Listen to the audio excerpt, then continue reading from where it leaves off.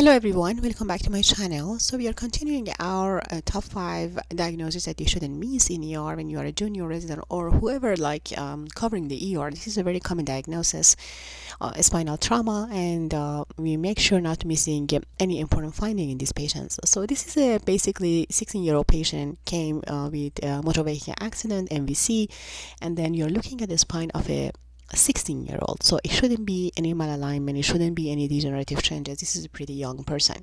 So I usually look at my search pattern with this cervical junction. We make sure we don't have any cervical dissociation, which is basically these people are usually very sick when they have cervical dissociation, and usually they die at the scene. So this patient specifically doesn't have any suspicious abnormality here at the alignment of the cervical junction. Then we have to look at these vertebral bodies for like obvious fractures. So you see that this is just like C2 all the way down. We come here, we just see something suspicious over here. There's some linearity here. We will look at other sequences as well, other reconstruction. But the thing that is really off here, this is a 16-year-old, and then you see that suddenly this vertebral body, this is 2, 3, 4, 5, and 6. This vertebral body number 6, you see that it's just retrolisthesis compared to the C7. So basically there is anterolisthesis of C5, C6 and retrolisthesis of C6, C7.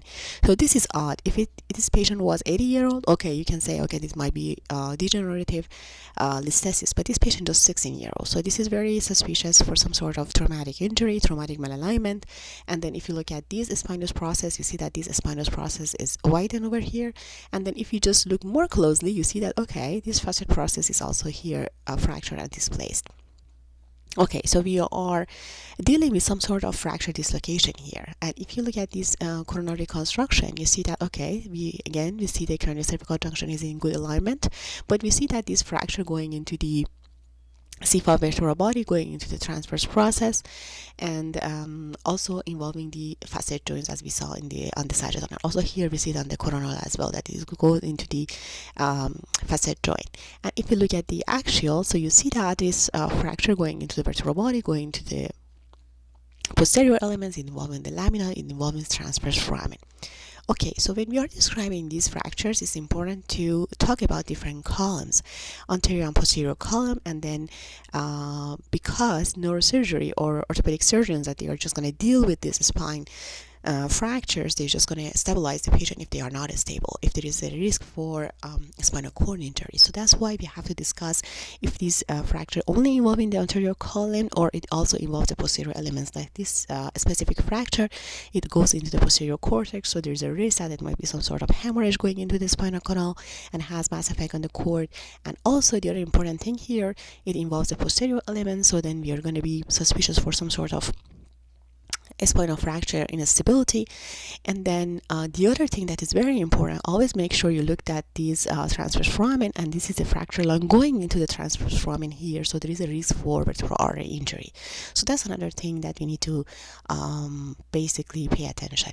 So first of all, we are going to talk about any fracture, any traumatic malalignment. So we are not going to see any listhesis in a 16-year-old, so this is suspicious for fracture dislocation. Then we're going to talk about involvement of the posterior elements, if they are involved, if there is signs of instability. We usually don't use like stable, unstable in our spine report, but we are just going to describe what we see, and then the surgeon decides if this is unstable fracture or not. That's usually the common practice. And then third, we are going to talk about the involvement of the possible involvement of the vertebral artery, and then they do a CT afterwards. And as you see here in that level, when we go down at the level of the fracture, you see that there is a dissecting flap going into the vertebral body right there.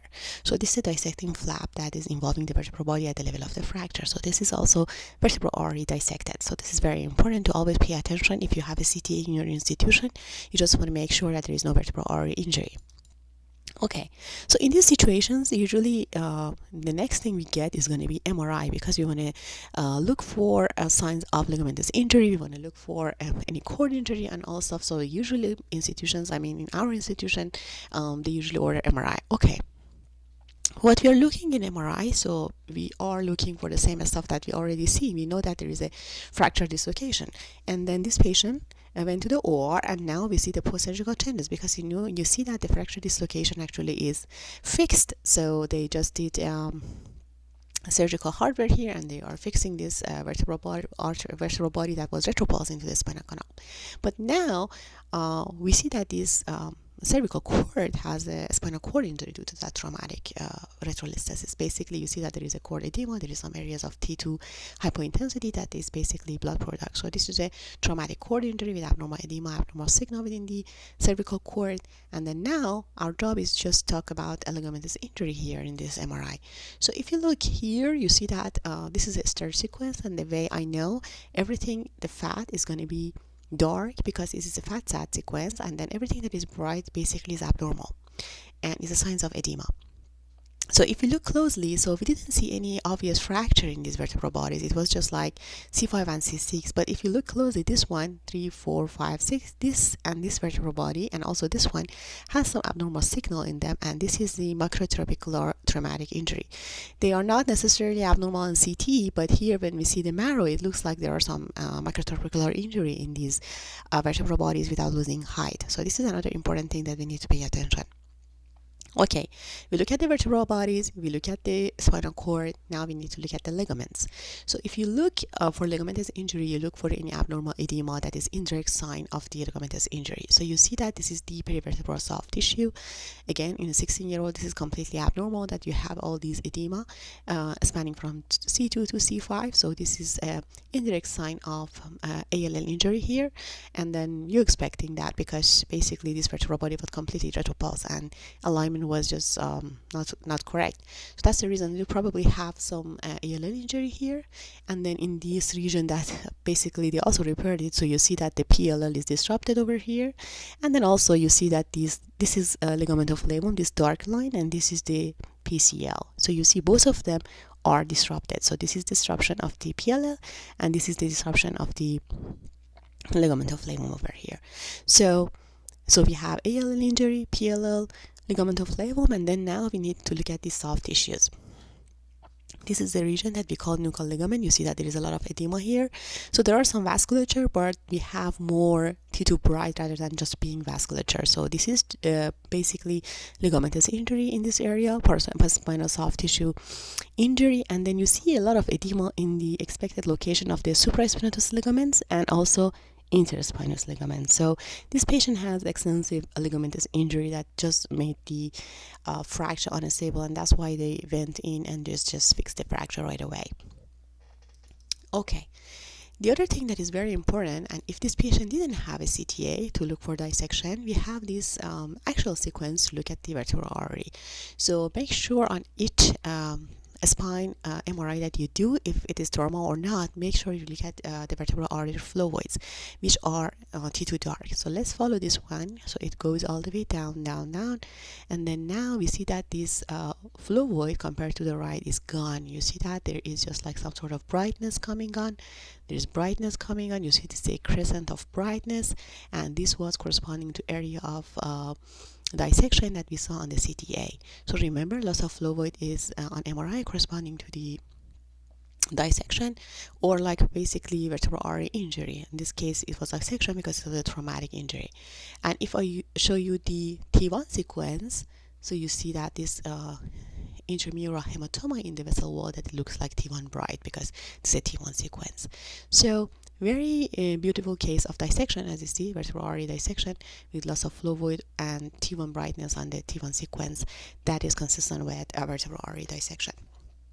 So the lesson for these cases on the traumatic injury of the spine, make sure you look at your vertebral body height, look at your alignment on the facet joints, vertebral body alignment, cervical junction. If anything is like off, you just make sure that it's not degenerative or is traumatic. So basically we look at the age of the patient, and if you have any priors, we just do our comparison to the priors to make sure we don't have any traumatic listhesis. Sometimes it's very subtle, so we may have to make sure that we don't have any widening of the anterior posterior vertebral bodies and interspinous processes. So after that, so when we did our job on the cervical spine CT, we make sure it doesn't involve the transverse foramen to look for vertebral artery injury, and then if they had, then we are going to recommend doing a CTA. And in some institutions like us, we always do MRI in these cases that they have severe injury to look for cord injury, to look for ligamentous injury, and basically look for extent of this traumatic injury in the spine that then is going to come next for surgery. Basically, the neurosurgery decides based on these appearances to take the patient to the OR to fix that. Okay, so this was the case number 3 among the top 5 of the ER. If you haven't seen the other videos, please make sure to look at those videos that I did on intracranial hemorrhage and also on the stroke, CTA perfusion, and make sure to subscribe and continue following me on this journey. Thank you.